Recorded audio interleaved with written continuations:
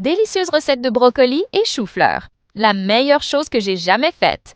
Je vais ajouter 300 g de chou-fleur dans une casserole, une cuillère à café de sel, de l'UAO pour aider à la cuisson. Je vais ajouter 300 g de brocoli dans la même casserole. Laissez cuire pendant environ 10 minutes. Après la cuisson, je vais égoutter pour retirer toute le. Mes amis me demandent toujours de leur apprendre à faire cette recette, car le résultat est incroyable. Après avoir retiré l'eau, je vais transférer notre préparation dans un plat en verre.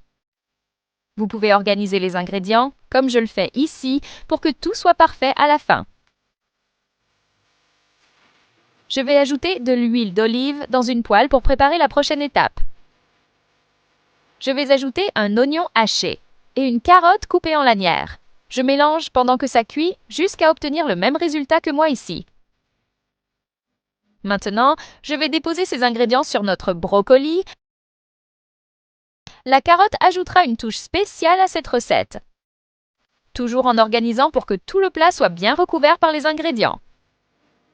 Si vous faites tout correctement, vous ne le regretterez pas.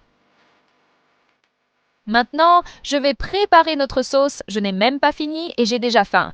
Je vais ajouter 2 cuillères de beurre dans une poêle. Je mélange jusqu'à ce que notre beurre soit complètement fondu. Vous pouvez faire comme moi ici. Je vais ajouter une tasse de farine de blé. Je mélange à nouveau. Cette recette a plusieurs étapes où il faut bien mélanger les ingrédients, alors soyez attentifs pour obtenir le meilleur résultat possible. Je vais ajouter 3/4 de tasse de bouillon de poulet. Je mélange pendant que ça cuit, l'odeur est merveilleuse. Je vais ajouter une demi-tasse de lait. Je continue à mélanger. Quand ce sera prêt, j'appellerai toute ma famille pour goûter. Je vais ajouter une cuillère à café de sel, une cuillère à café d'origan. Je mélange une dernière fois pour bien intégrer les ingrédients. Regardez comme c'est joli!